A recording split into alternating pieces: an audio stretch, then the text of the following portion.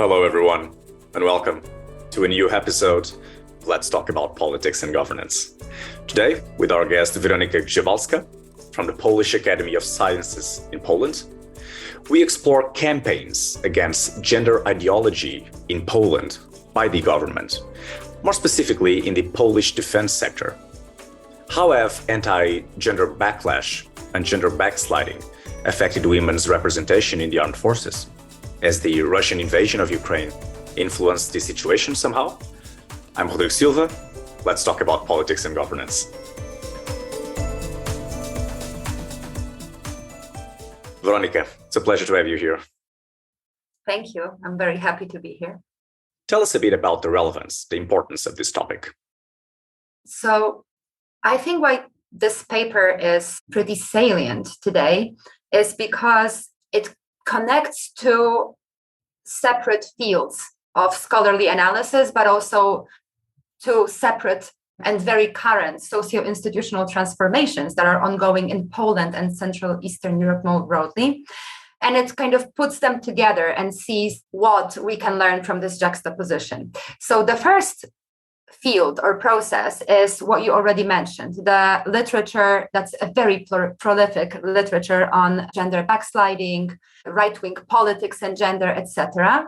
And the second field is, the literature on gender and defense. Now, these fields rarely talk to one another. And I think that there's quite a lot that we can learn from actually entering into dialogue. Okay, so these two topics meet. So when you started this research, what were you hoping to find? Well, I'll say I wasn't really hoping to find much. And that is because my method of choice has always been, and especially for these types of topics, has been exploratory sociology, something that you may associate with such names as American sociologist Arlie Russell Hochschild, but also others.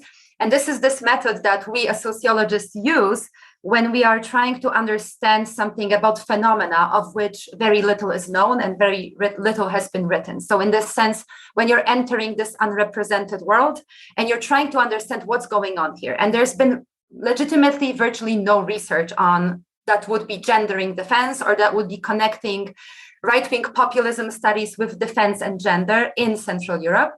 So mostly I just wanted to understand what's going on. However, I will say that I had certain expectations which came from my reading of mainstream literature. Now, the special issue that my paper is part of is a special issue on illiberalism, right-wing populism, and gender. And there's been prolific literature on right-wing politics and gender in the last 10 years, partially due to this interest in the global challenge posed by right-wing politics to women's rights.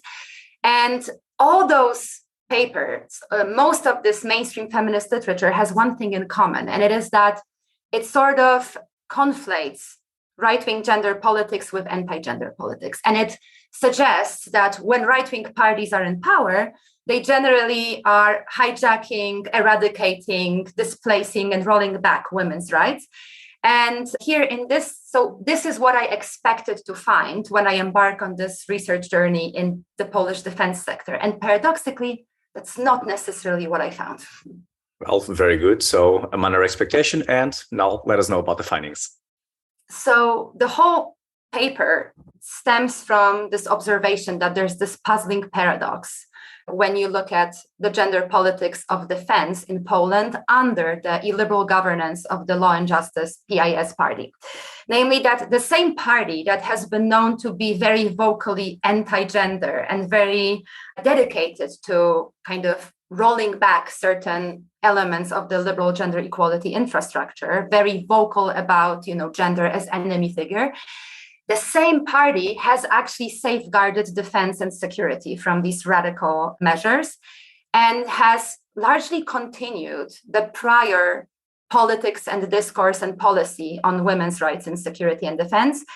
And what's even more important and interesting and paradoxical, the same party has actually tolerated or even promoted women's rights in defense in certain realms. And I think, so that's the main finding, that basically, on the one hand, we have this gloomy story in mainstream gender studies and democratization research that, when right-wing governments are in power, women's rights will suffer all across the board. And this paper actually finds that it is not necessarily the case. The opposite may also be true, and it's way more complex.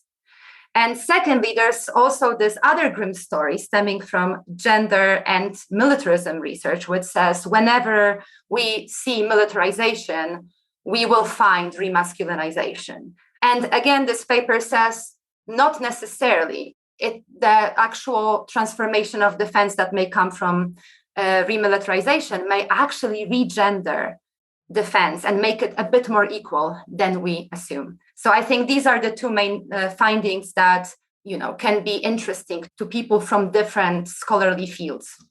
Of course, some of those findings have already for sure some impact in society, in real life situations. So can you tell us more about that? How can your research, what your findings impact real life situations?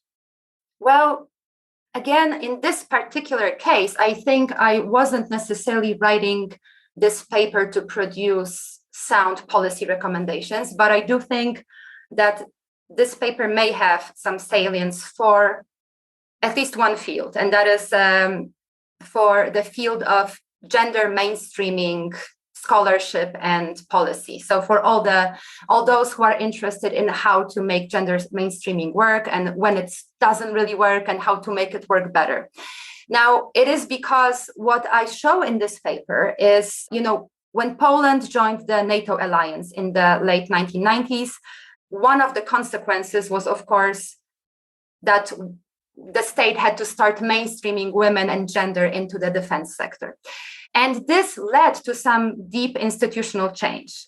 But this change has mostly resulted in breaking down certain institutional and legal and formal barriers for women's participation. So women were allowed to enter military colleges, they were allowed to enter the armed forces, and the discrimination based on sex was outlawed.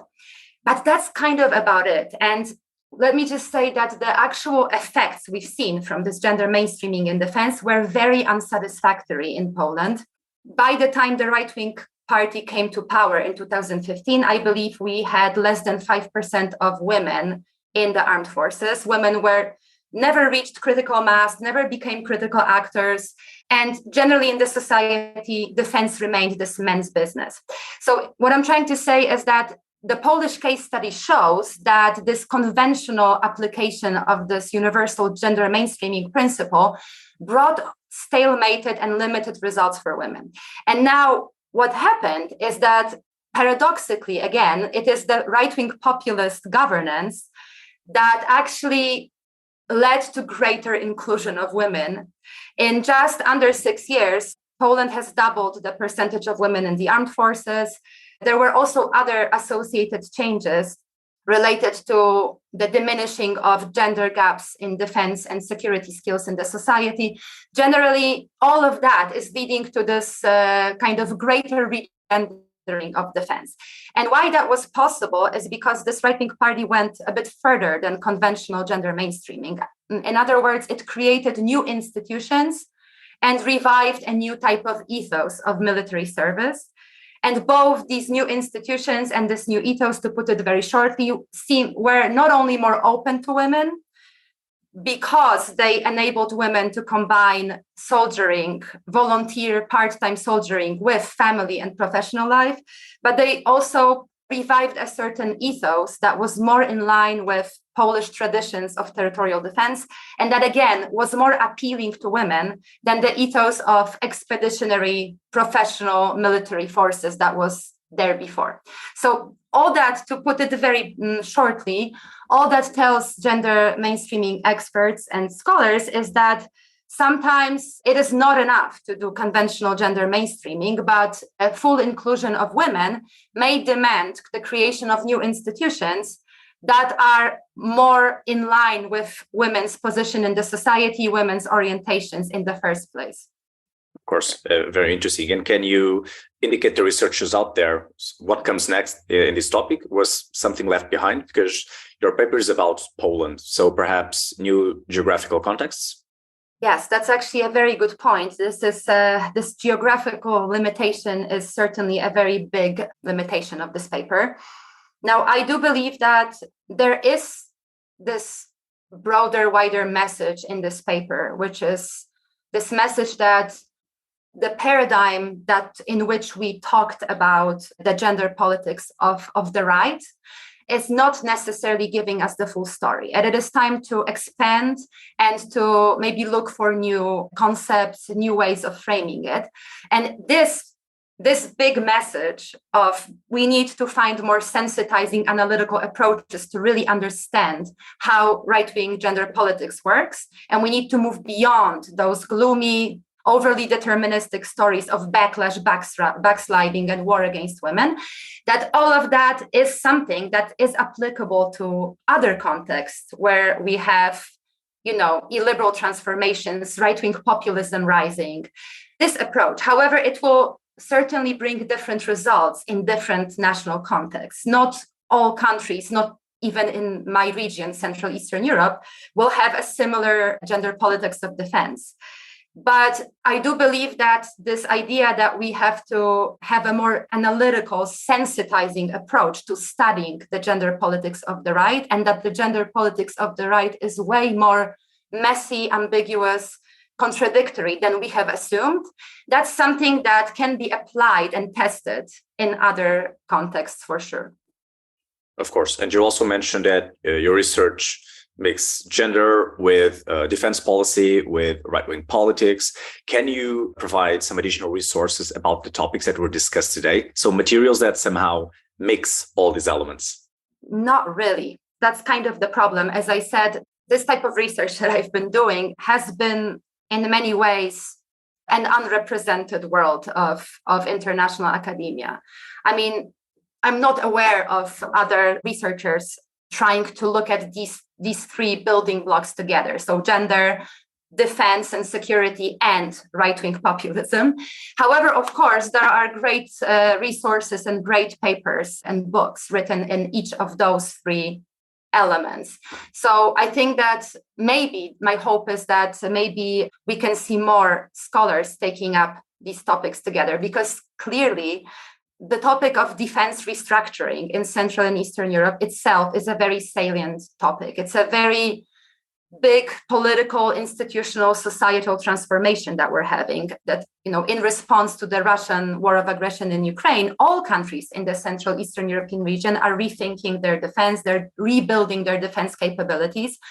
And so it would be great to have more research on wider societal and gendered implications of these processes, because as much as we know everything about how much countries are spending on defense, what kind of military procurements are happening, we don't know what type of societal transformations this brings about. And I think as scholars in sociology, political science, anthropology, this is what we should be doing as engaged social scientists. We should be monitoring and understanding what type of societal transformations are happening in order to, also intervene in them in a critical way. Of course. So your research and this conversation is then the tip of the iceberg. There's still a lot to find. If there is anything that you want your audience to remember about this talk, so what would it be? So what's the punchline of today's talk? I would say there are three things, each of them kind of important in its own way. First, I would like our listeners to remember that, as this paper showcases, but also other great studies out there, illiberal gender politics or right-wing gender politics does not automatically imply a backlash or anti-gender politics. In fact, right-wing gender politics is way more complicated, and it is structured differently in different realms of policy and politics, and it is also structured and communicated differently to different audiences, and trying to fit it under this one master narrative of gloomy backlash is just not true. So that's one thing. The second thing is that I would like our listeners to think about is that militarization does not necessarily imply remasculinization. So similarly, we can have processes of defense preparations, defense restructuring that actually bring some regendering with them rather than a strengthening of this masculine culture of the military. So that's another interesting thing to look at. And finally, the final lesson, which is more methodological, so to say, is that I do believe this paper shows, and I hope that others will agree too, that we are in this moment of, as some say, interregnum, this period where the old is dying, the new struggles to be born in terms of our societies and political, economic changes. And therefore, our concepts, I do believe, should be open to also capture and work with this change and ambiguity and the dynamic of sociopolitical processes. So they shouldn't be concepts that are definitive, that are telling us what to see, that are normative. They should be concepts that are open, analytical, and sensitizing so that they can help us disentangle what is really going on, all those different transformations. And through that, they can help us actually better understand and craft better responses. And my fear is that without that, we will be kind of stuck in retelling certain master narratives, but we won't necessarily understand what's going on. Some important lessons from today's talk. This episode is available on the Let's Talk About Politics and Governance website, on Cogitatu's YouTube channel, as well as in podcast directories. Weronika, it was a pleasure. Thank you very much.